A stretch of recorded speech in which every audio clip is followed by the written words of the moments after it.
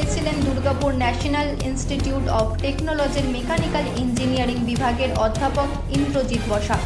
সোমবার প্রয়াত হয়েছেন তিনি। আশঙ্কাজনক অবস্থায় তাকে প্রথমে দুর্গাপুরের গান্ধী মোড়ের একটি বেসরকারি হাসপাতালে ভর্তি করা হয়।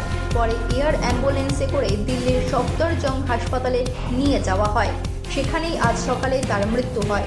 এনআইটি সূত্রে খবর, মঙ্গলবার সকালে মেকানিক্যাল ইঞ্জিনিয়ারিং বিভাগের পড়ুয়াদের নিয়ে থার্মিট ওয়েল্ডিং নিয়ে গবেষণার কাজ চলছিল। তখনই সেটি ব্লাস্ট করে যায়।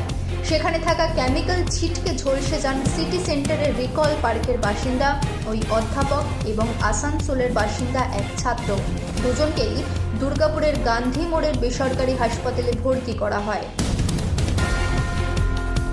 बहुत ही दुख के साथ सूचित करना पड़ रहा है कि हमारे सीनियर प्रोफेसर इंद्रजीत बसाक, जिनके साथ ये 15 तारीख को एक घटना हुई थी, उसके बाद उन्हें प्राथमिक उपचार जो हमारा एनआईटी के वहीं हुआ था, उसके बाद उन्हें हेल्थ वार्ड में एडमिट कराया गया था।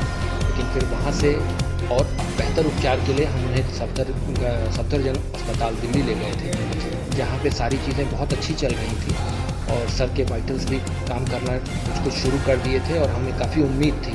लेकिन अचानक से ये खबर आज सुबह ही आई है, जिससे हम पूरा एनआईटी परिवार शोक संतप्त है और हम अब आगे क्या करना है उस पर विचार विमर्श चल रहा है।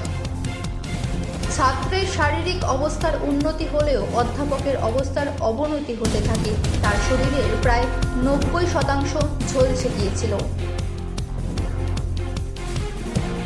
দুর্গাপুর থেকে অনুরাধা সেনগুপ্তের রিপোর্ট, 30 খবর।